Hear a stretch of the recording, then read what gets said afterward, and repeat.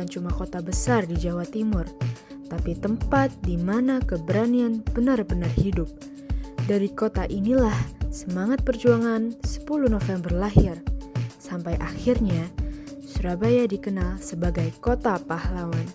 Untuk mengenang keberanian itu, dibangunlah Tugu Pahlawan pada 10 November 1951 dan kemudian diresmikan pada 10 November 1952 oleh Presiden Soekarno. 10 November sendiri mulai dibangun tahun 1991 dan akhirnya diresmikan tahun 2000 oleh Presiden Abdurrahman Wahid.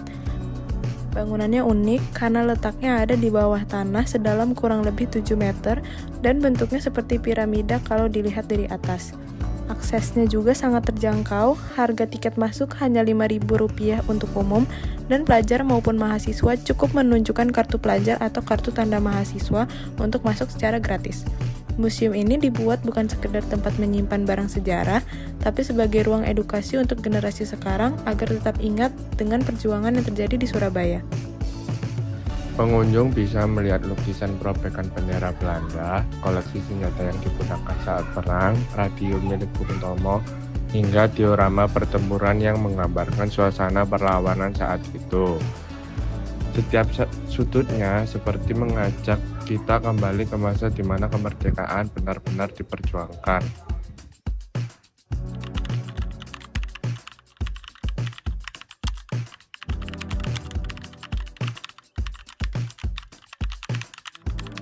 Perkenalkan, nama aku Indi, domisili aku dari Gresik. Di sini aku sebagai staf magang dari UNESA.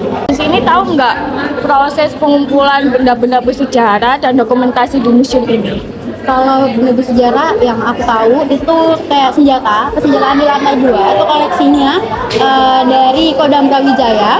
Kemudian kalau teman-teman lihat di lantai 2 itu ada seragam, ada lencana dan juga ada bendera, itu punyanya Budar Mortir, itu dari hibah dari anaknya beliau, kemudian ditaruh sini supaya lebih bermanfaat.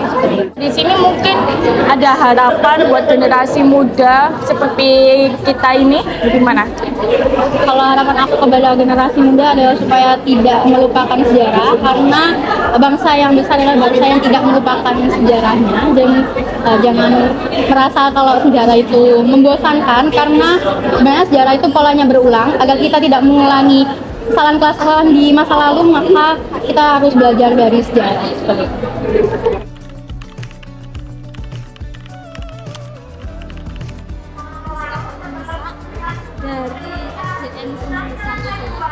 SDN berapa? SDN Suami Satu Surabaya. Oh iya. Kalau boleh tahu agendanya ke sini itu buat apa ya, Bu ya? Untuk anak-anak biar tahu sejarah-sejarah pahlawan itu dan juga mengenal tentang museum Tugu Pahlawan. Oh iya. Sejarah para pahlawan juga anak-anak biar tahu gitu. Oh, kalau boleh tahu ini tuh kegiatan rutin apa gimana, Bu? Setiap tahun itu SDN 1 pasti melakukan KTS, yaitu kegiatan tengah semester. Nah, jadi ini tuh kelas 3 saja mengadakan ke Museum Tugu Pahlawan. Kalau boleh tahu pasti di Tugu Pahlawan ya, Bu? Iya, tapi yang di Tugu Pahlawan.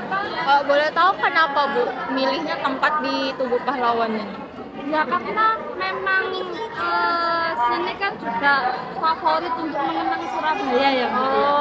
Biar anak-anak itu tahu Tugu Pahlawan itu bukan hanya tempat untuk dilewati aja gitu. Kita harus terjun ke dalamnya, mengenal lebih dalam gitu. Gak mungkin kan anak-anak sendiri datang ke sini sama orang tuanya, itu tidak mungkin.